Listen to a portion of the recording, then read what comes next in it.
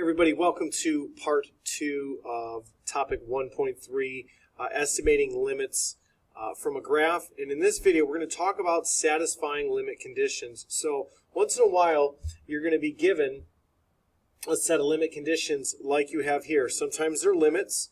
You can see here, limit, and sometimes they might be points or even something else. But those are the most common things that we'll see. So we're going to try to draw a graph that matches these limit conditions. Now, I'm going to start in that first column there, and what I want you to notice is hopefully the same thing I did, is that as x goes to infinity and negative infinity, our values are going to 2. Our y values are going to 2 there.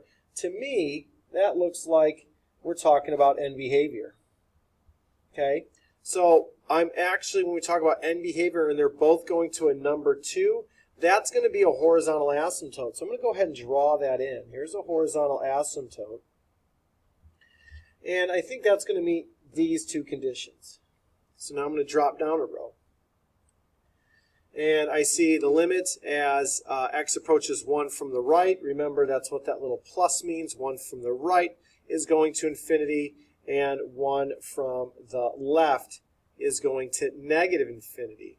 So when you're approaching a number, when you talk about these limits, remember we're talking about an x and then what's happening to y. So it's like almost x is going to infinity. It's blowing up or getting really small because we're going to infinity from 1 from the right and negative infinity from the left. So that to me tells me that's going to be a vertical asymptote. So I took care of those two.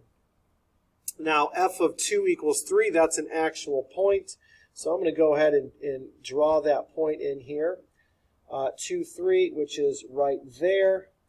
Okay, now that point helps me out because now when I approach 1, here's 1, remember, from the right. So from like numbers from the right of 1 are like 2, 1.5, 1 1/4. We should be going to infinity.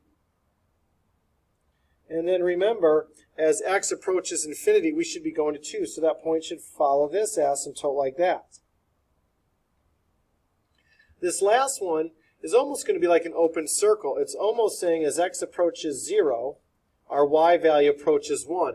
But we don't know if that's the actual function value there. Remember, the limit does not, or the function value doesn't have to exist in order for the limit to exist. So at 0, 1, we're going to put an open circle there.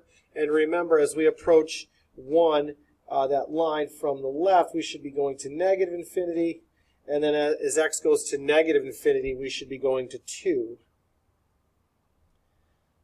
So there you have it. That is how you can draw a function based on limit conditions. So if you want to go ahead and go to video number 3, we're going to talk about when limits fail to exist. And I'll put a link up for you, and I'll also put it down in the description. But if you have any questions or comments on how to draw a function based on limit conditions, feel free to type them below, and we'll see you next time.